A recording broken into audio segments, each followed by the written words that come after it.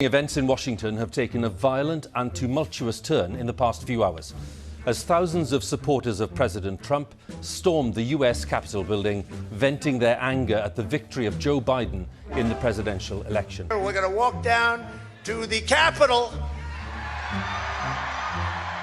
and we're going to cheer on our brave senators and congressmen and women, and we're probably not going to be cheering so much for some of them.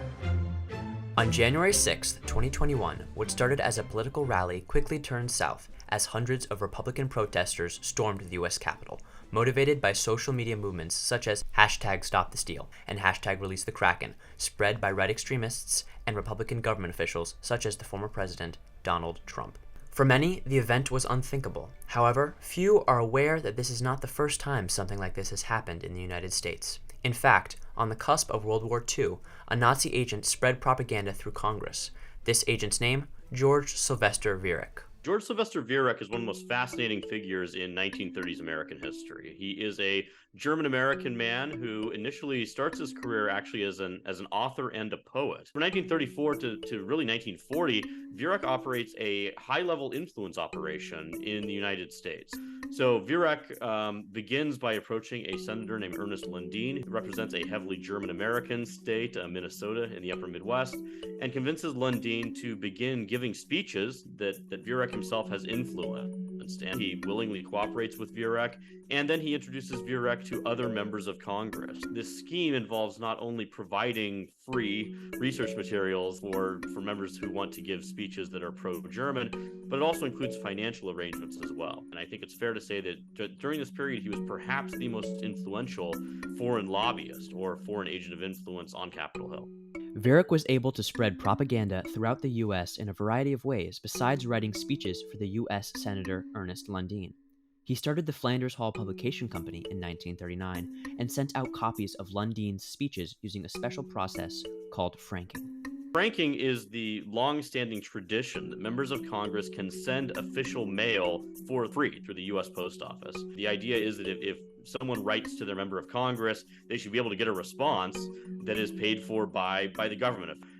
During the 1930s, however, George Sylvester Ver figures out that this can be used for nefarious purposes. So he actually encourages members of Congress to essentially donate their franked envelopes to him, and he used these for his own purposes. Ver's plans would eventually be stopped after the letters he sent home to Berlin were intercepted by MI6, but only after he had already spread millions of letters and countless documents of isolationist pro-German propaganda. Meanwhile, at the same time, isolationist and anti-Semitic propaganda will be spread across the U.S. by groups like the America First Committee.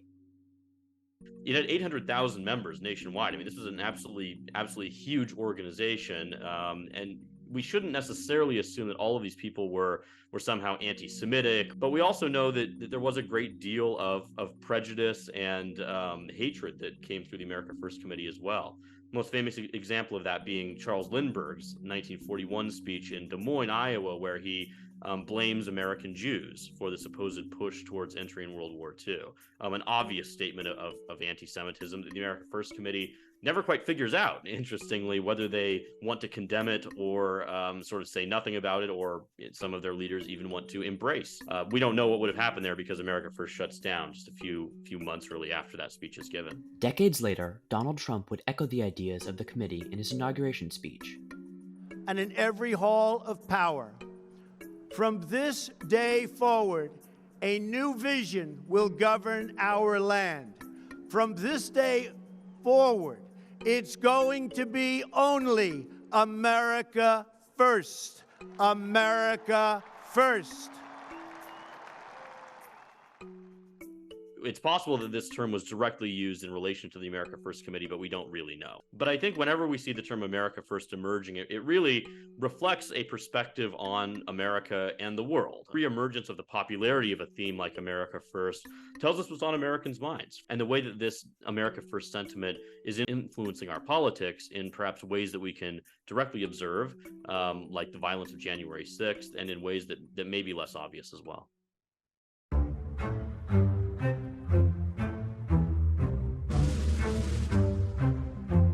The race continues to tighten. Three crucial states, Georgia, Pennsylvania, Arizona. Pennsylvania. If Joe Biden wins it, he's the president. By November 3rd, 2020, Donald Trump stood at the losing end of the presidential election, with Joe Biden narrowly pulling ahead at the polls. In response, Donald Trump would spread propaganda on social media platform Twitter in a near identical fashion as George Ver, except this time, it wasn't rogue senators spreading propaganda. It was the president himself. Much like Ver, Trump was spreading messages across the country for free, though this time, instead of using franked envelopes, he was using social media, specifically Twitter. His radical ideas spread like wildfire across the country, culminating in a grand plan to overtake the Capitol.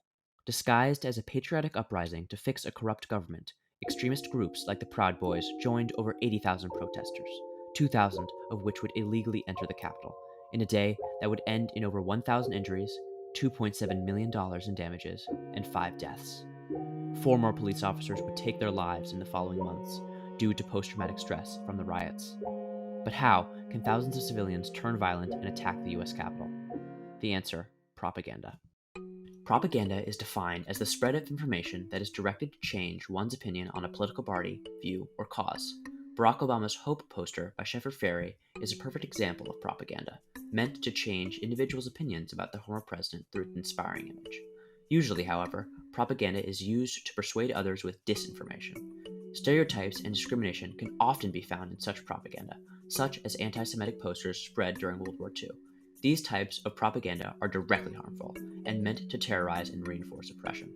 Because of this, social media companies should work toward restricting the spread of these types of content for the safety of its users. But what kind of laws can be enforced to hinder disinformation?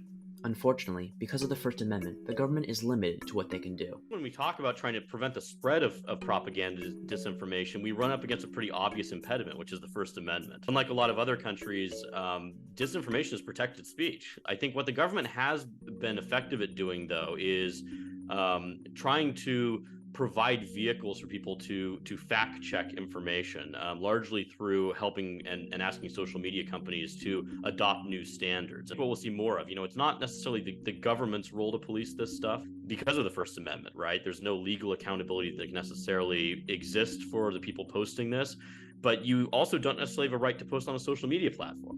On social media, companies are free to interact and stop the spread of harmful propaganda on their platforms as much as they want. So how can they? Tightening rules for content filtering on social media platforms to restrict the spread of misinformation and hate speech can decrease conflicting information and propaganda online, as well as limit extremist groups from recruiting new members or connecting with each other. Instagram's fact-checking system is an example of this, notifying users if the posts they view use factual information or not. On our own, however, we can work to educate ourselves and learn about topics that we may be unaware of. Without understanding the past, you can't really understand the future because a lot of history is tied in the patterns that exist over time. Our entire mission at the Holocaust Center is centered around using education to really expand people's understanding about Jewish history, culture, patterns of genocide, and use all of that knowledge to not only become more aware about the current atrocities happening inside of the world, but really understand past atrocities, most notably our name, the Holocaust.